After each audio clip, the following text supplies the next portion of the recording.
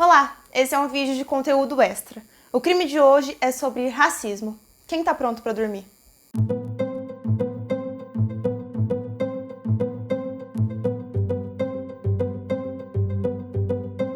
Pra mim, de nada adianta querer falar sobre o racismo, sendo que esse não é o meu local de fala. Por isso eu convidei um amigo negro pra falar sobre isso.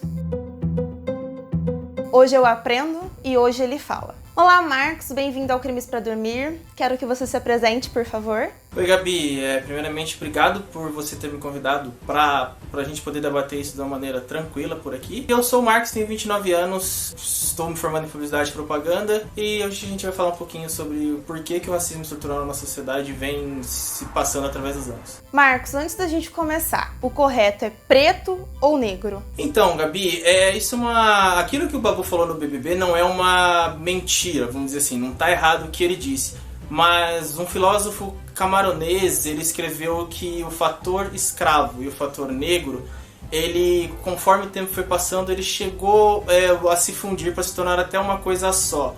Aí, alguns filósofos americanos que estudaram durante o período de segregação dos anos 60 dos anos 50, eles dizem que isso foi denominado pelos negros para ser uma coisa diferente. Como que eu posso explicar isso? Por exemplo, se o branco chamava o negro de negro, o próprio negro ele se chamava de preto para ser diferente, para ser uma coisa única. Então, para ser sincero, é uma coisa que a gente não pode afirmar como uma verdade absoluta. Marcos, apesar de eu não focar em crimes internacionais, o crime de racismo ele ultrapassa barreiras, né? Então eu queria começar o vídeo falando sobre o estopim do racismo, o estopim dos atos das manifestações, que foi o caso do George Floyd. Floyd foi assassinado no dia 25 de maio em Minneapolis por causa da cor da sua pele. A história começa quando Floyd vai ao supermercado oferecer uma nota de 20 para poder comprar um maço de cigarro.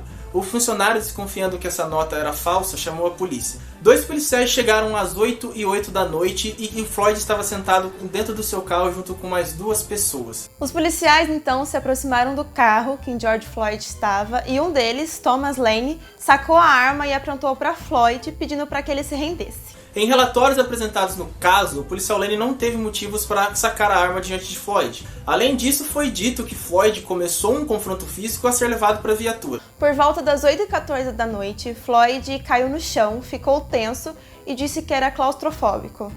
Nesse momento, o policial Chauvin chegou ao local e tentou novamente colocar Floyd na viatura. Ainda segundo o relatório, Chauvin puxou Floyd para o banco do passageiro, o que fez com que ele caísse no chão. A partir dali, as gravações de angústias de Floyd começaram a ser filmadas. Seus últimos minutos de vida, através de câmeras de segurança, começaram a ser gravadas e contradisseram todos os depoimentos dos policiais. Floyd já estava sendo segurado por 2 policiais quando Chauvin colocou o seu joelho em sua nuca e o apertou contra o chão. Foi então que ele gritou várias vezes dizendo que não conseguia respirar, pedindo por favor para que o policial saísse de cima dele. Chauvin ficou em cima de Floyd por 8 minutos e 46 segundos e em 6 minutos ele já estava desacordado. Às 8h27 da noite, o policial Chauvin sai de cima de Floyd e percebe que ele não consegue se mover, ele não tem nenhuma reação. Então os outros policiais movem-no para uma maca e levam-no até o hospital. Quase 1 hora depois, George Floyd foi declarado como morto. No dia 1º de junho, o G1 publicou uma reportagem em que afirmava que 2 laudos feitos confirmavam que Floyd foi morto por asfixia. Então, Marcos, a partir disso, a partir da morte de Floyd, uma onda de manifestações pacíficas começaram na cidade de Minneapolis, nos Estados Unidos. No dia 27 de maio, os protestos se espalharam por outras cidades, incluindo Los Angeles e Memphis. No dia 28 de maio, manifestantes incendiaram viaturas, delegacias e saquearam lojas na cidade de Minneapolis. No dia 30 de maio, pelo menos 30 cidades americanas já registravam protestos. Chauvin foi acusado de homicídio culposo, que é quando não há intenção de matar. Ele também foi acusado de assassinato em 3º grau, que é quando o responsável pela morte atua de forma irresponsável ou imprudente. Segundo relatos, George e Chauvin já trabalhavam juntos em um bar e já se conheciam antes do assassinato. Depois de tudo que aconteceu com o Floyd nos Estados Unidos, outros países começaram a fazer campanhas, incluindo o Brasil. Uma dessas campanhas chama-se Vidas Negras Importam. No dia 18 de maio desse ano, João Pedro, de 14 anos, foi morto numa operação das polícias civil e Federal, no Complexo do Salgueiro, no Rio de Janeiro. A parede da casa do João Pedro continha mais de 70 marcas de tiro. No dia 7 de abril de 2019, militares do Exército dispararam mais de 80 tiros contra um carro na região de Vila Militar, também no Rio de Janeiro. O músico Evaldo Rosa dos Santos, de 46 anos, morreu na hora. O carro continha 5 pessoas, além de uma criança de 7 anos, filho de Evaldo. Mesmo vendo que aquele era um carro de família, os policiais não pararam de atirar. Marcos, depois desses 3 casos que a gente falou, George Floyd, recentemente acontecido, o do João Pedro, de 14 anos, e também do Evaldo, um homem de família, um músico, eu quero que a gente fale sobre tudo que está acontecendo no mundo atualmente, todas as manifestações, vidas negras importam e tudo mais. O que é para você toda essa manifestação, todo esse protesto? Olha, esse protesto, primeiro eu vou pegar uma frase que o Will disse semana passada, que é muito importante, que a questão do racismo ele não está aumentando, e sim está sendo filmado.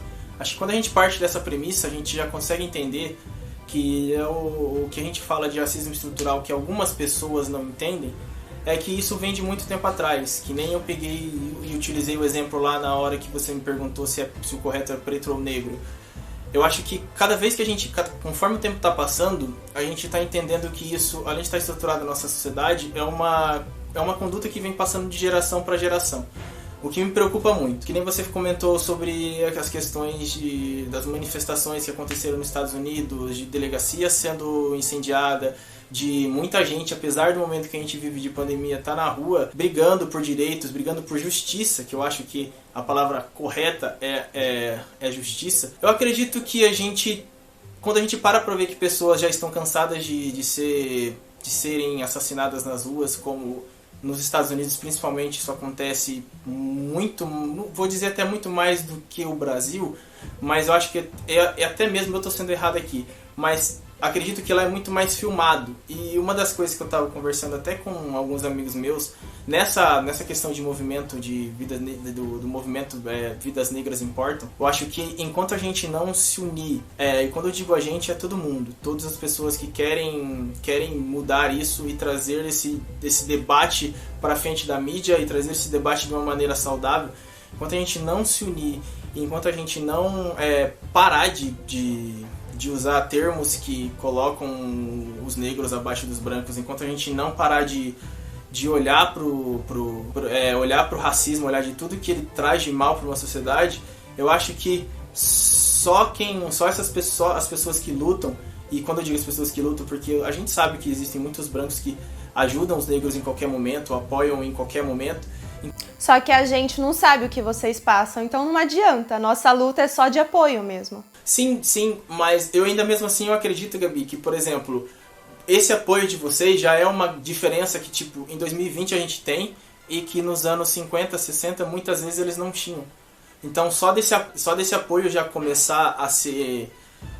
ter um início, começar a ser demonstrado, igual a gente vê através de redes sociais, através de movimentos sociais, ele já é um começo para que a gente se livre desse racismo, que a gente se livre desse preconceito com todas as tribos, com todas as minorias que a gente tem no nosso país. Então, eu acho que esse é um começo. Eu acho que esse é um começo para que a gente se livre e que movimentos como Vidas Negras Importam, que movimentos que ajudem e transformem esse preconceito em uma coisa que extingue esse preconceito da nossa sociedade, eu acho que é uma das coisas mais importantes.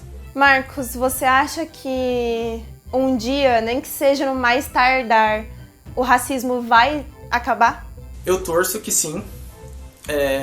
E eu espero que... Eu vou ser bem sincero, vou dar uma opinião bem sincera aqui. O racismo ele vai demorar muito tempo para acabar, sendo bem sincero. Mas que nem eu disse, se a gente está em 2020 e agora que muita gente está apoiando o movimento da maneira que precisa apoiar, eu acho que tudo bem que possa demorar muito tempo, mas eu espero que um dia ele acabe. Justamente porque... eu não acredito que a gente vai viver nesse ciclo de preconceito, de preconceito sendo misturado com política, de preconceito sendo misturado com qualquer coisa que você fala, em qualquer meio que você estiver. Eu não acredito que todas as gerações vão agir da mesma maneira.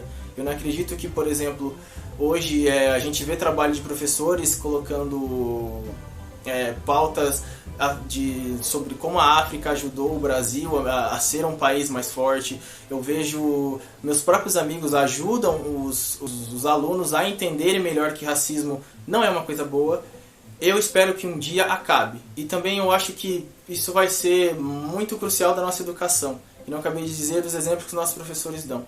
Não estou cobrando, falando que os professores nunca fizeram isso. Eu tive professores que fizeram isso e conheço professores que fazem isso hoje. E eu acho que por esse caminho a gente vai sim conseguir um dia fazer com que o racismo seja expulso da nossa sociedade. Marcos, mas apesar de todas as manifestações que a gente está tendo, não adianta só publicar no Instagram uma imagem preta e falar sou apoiadora do antirracismo. Não adianta nada fazer isso, mostrar para todo mundo e acabou por aí, né?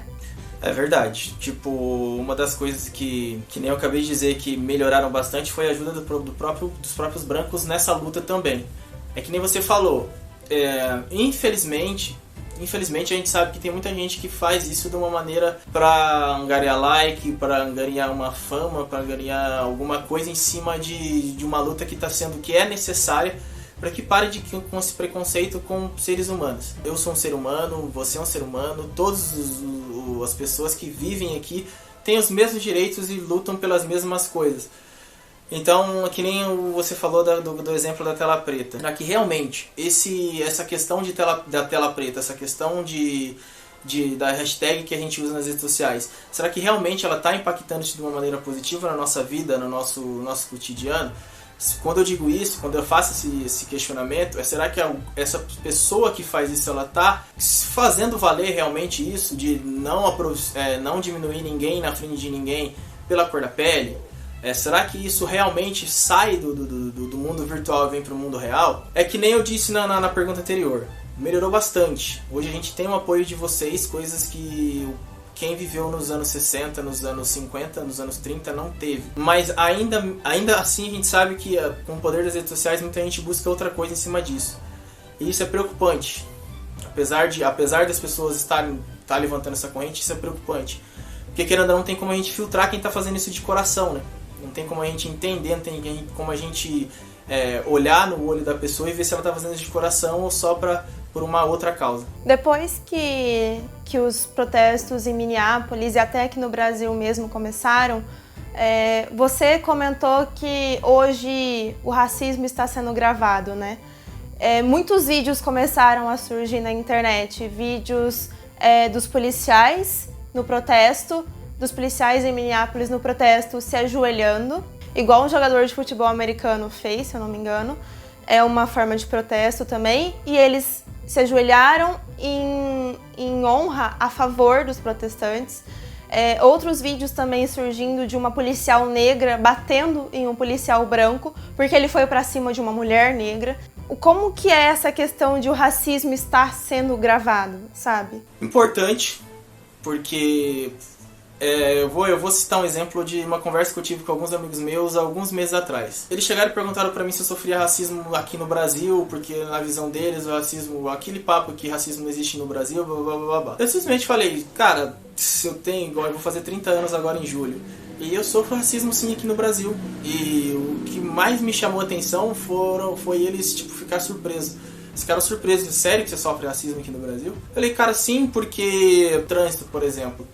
Teve uma vez no trânsito que eu tava parado na frente de um carro e eu não sei, que eu tava meio que distraído no dia e eu escutei o cara, anda macaco, e não sei o que. O cara, acho que eu nunca falei isso pra ninguém, porque acho que eu fiquei meio sentido.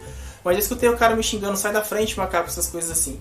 E querendo ou não, mesmo quando ele é filmado só na questão de brutalidade, ou na questão da violência e morte, querendo ou não, quando ele já começa a ser filmado de qualquer jeito, que nem no caso quando teve aquele problema do Grêmio e Santos, eu não me lembro o ano, eu acho que foi 2011, que foi filmado a menina xingando o jogador do Santos de macaco. Eu acho que isso escancara o quão o racismo no Brasil ele é velado e o quão ele precisa sim ser combatido. É que nem você falou, a questão não adianta você ser só antirracismo, você precisa praticar o antirracismo no seu dia a dia para que outras pessoas possam ter uma vida normal, porque outras pessoas como eu possa ter uma vida sem esse tipo de acontecimento, que nem eu citei o exemplo do sinaleiro. São coisas que acontecem diariamente. Se você perguntar para outra pessoa também que é negra, ela vai te relatar algum caso que aconteceu. Essa questão de agora o racismo está sendo filmado é mais do que necessário para que a gente não conte essa história aqui e as pessoas duvidem, para que as pessoas não fiquem com aquele, ele está querendo ganhar, sei lá, está querendo se fazer, está querendo lacrar. Então acho que essa é a importância é o mais importante na luta contra o racismo. Uma atriz bem conhecida, a Viola Davis, ela compartilhou um ato, uma petição de pedido de investigação do menino João Pedro, negro, assassinado recentemente, 14 anos. Sobre essa questão de ser criança, Marcos, de ser criança e ser negro, como que você, que é negro, sentiu isso na pele? Olha, é muito triste você ver que, principalmente Rio de Janeiro e São Paulo, e eu não quero condenar ninguém, porque eu não tenho prova de que, primeiro, que eu não sei quem foi que fez isso, quando eu sei quem foi, quando eu digo isso pessoa, porque a gente sabe qual foi o departamento que fez isso. Mas é muito triste você saber que, por exemplo, uma criança não tem proteção dentro de casa. Uma criança está dentro da sua casa, igual nesse período de quarentena, e a parede da sua casa tem 70 tiros. É muito triste você ver que de 2019 para cá morreram crianças justamente porque aconteceu alguma coisa, a polícia entrou lá e matou essas crianças de uma maneira totalmente... É aquilo que a gente fala, atira primeiro e pergunta depois. Como que isso não é combatido? Como que isso não é colocado em um grau de brutalidade muito grande? Porque, por exemplo, esse exemplo do Floyd, se ele não tivesse sido filmado pelas pessoas, é até uma das coisas que a gente estava conversando. Se as pessoas não tivessem filmado o que aconteceu ali na hora com o celular, será que essa câmera de segurança ia vazar essa imagem? Que é uma das coisas que eu me pergunto. Será que realmente esse caso teria essa repercussão que tem? Ou será que ele seria contado dessa maneira? Então acho que é importante a gente dar evidência para o que está sendo filmado, para que as pessoas vejam que tipo, não é só conversinha, que não é só uma história que veio lá de outras pessoas, que isso acontece realmente na nossa vida. Eu vou dar um exemplo bobo até, mas eu acho que ele é real. Eu não sei, eu não vivo isso igual vocês, mas em Grey's Anatomy, uma das médicas é negra e ela diz pro filho dela: se você vê a polícia, não corra, levante as mãos e deixa eles fazerem o que quiser fazer com você.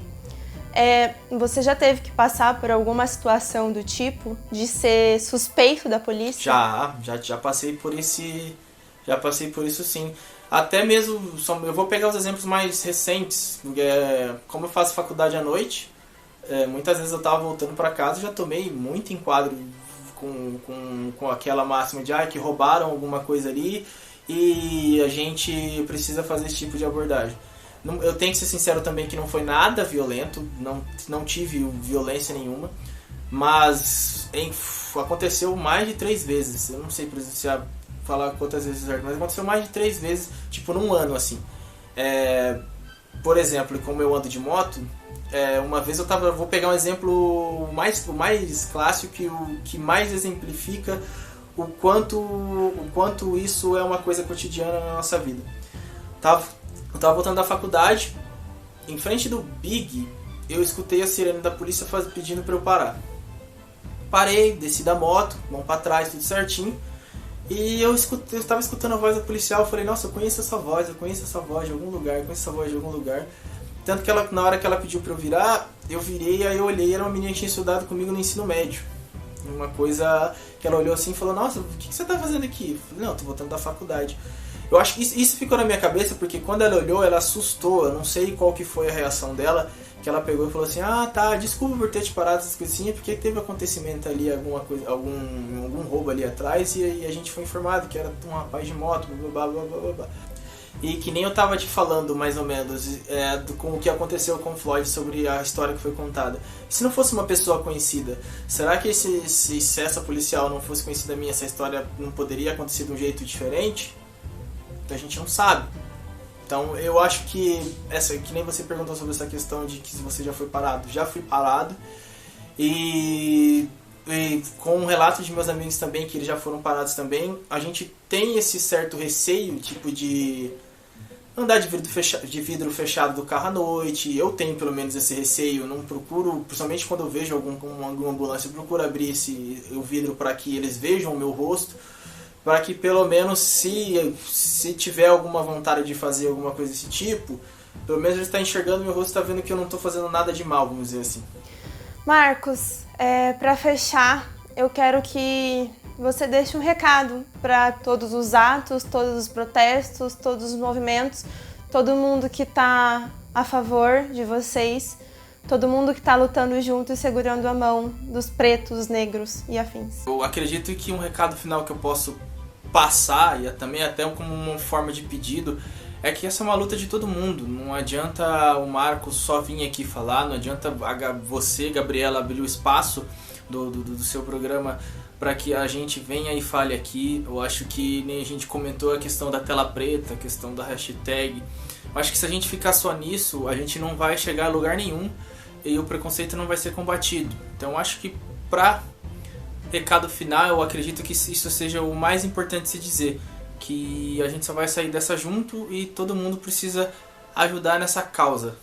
Marcos, muito obrigada por tudo que você falou, muito obrigada por participar do Crimes para Dormir hoje, e eu espero de coração que nem você, nem nenhum outro negro tenha que passar por nada do tipo, né? Nada mais. Gabi, obrigado pelo espaço que você me cedeu, obrigado por você lembrar de mim para poder falar sobre esse assunto que é muito importante e para que a gente pudesse deixar o papo mais abrangente e mostrar para mais pessoas. Muito obrigado e parabéns pelo trabalho que você está fazendo no Crimes para Dormir, tá muito bom, eu acompanho semanalmente. Continue fazendo isso que você está fazendo, que está ajudando muitas pessoas a entender também os crimes que aconteceram na nossa cidade, os crimes que aconteceram no nosso país. Obrigado. Boa noite e bons sonhos.